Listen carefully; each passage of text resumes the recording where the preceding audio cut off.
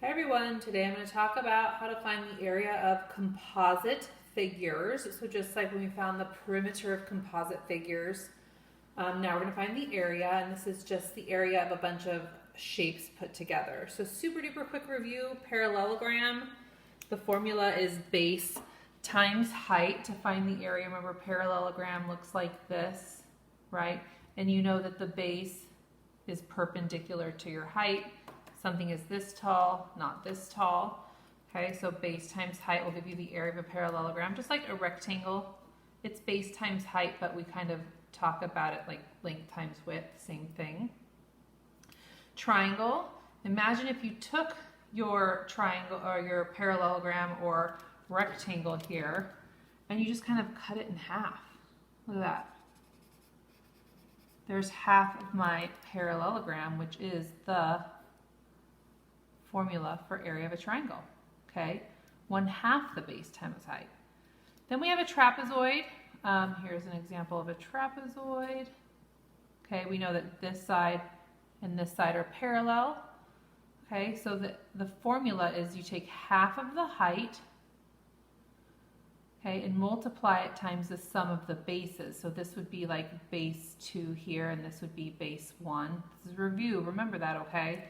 So kind of think about your triangle. If you were to, like, you know, chop part of it off, now you would have your two bases, okay? So that's all area review that you've learned over the last several years, and hopefully you're okay with that kind of stuff. I'll try to post another video that I've made in the past that has a little bit more in depth. Okay, looking at example 1. Again, they're kind of starting with a grid paper and a little bit of estimation. I know it says yellow figure, but my printer is running out of ink, so it looks pink, okay? In your textbook, though, if you were to look, it's yellow, okay? So finding the area of this figure, we would just add up all the squares. 1 square is 1 square unit, okay? And if you add up all the solid squares, I'll highlight them all. You'll be able to see that, so I will do this for you. Oops, those are included too.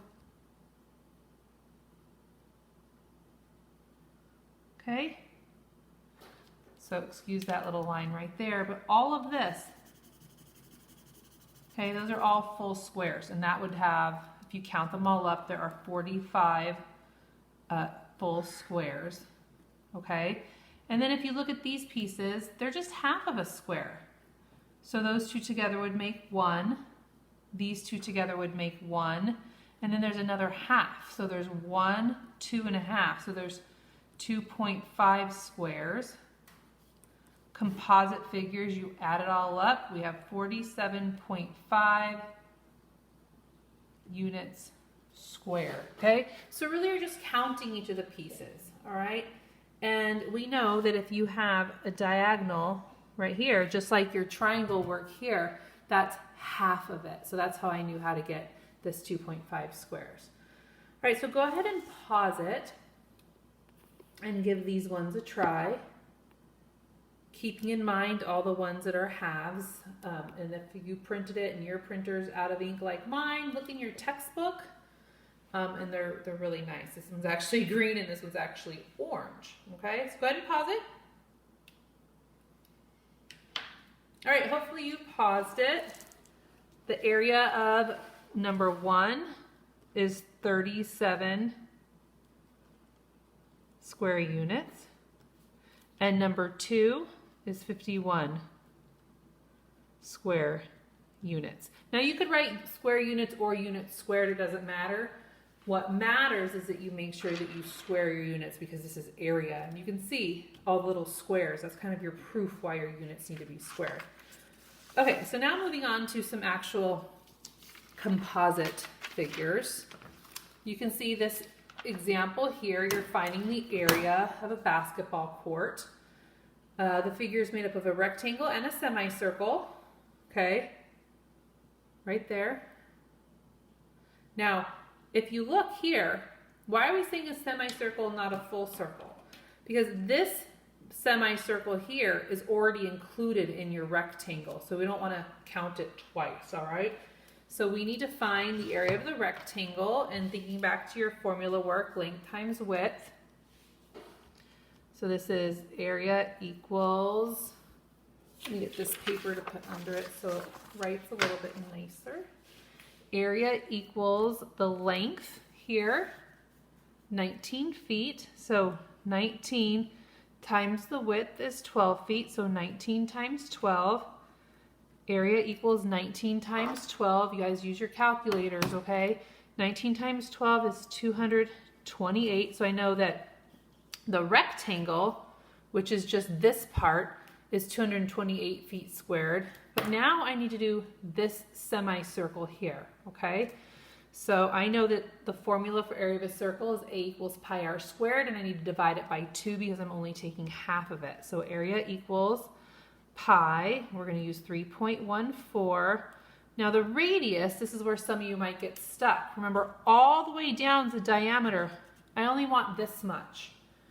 Okay, and if the width of my court is 12 feet, that means my radius is 6 feet. So my radius is going to be 6 squared. Divide all that by 2. So this is 3.14 times, this would be 36. Divide that by 2. You get area equals 56.52 feet squared.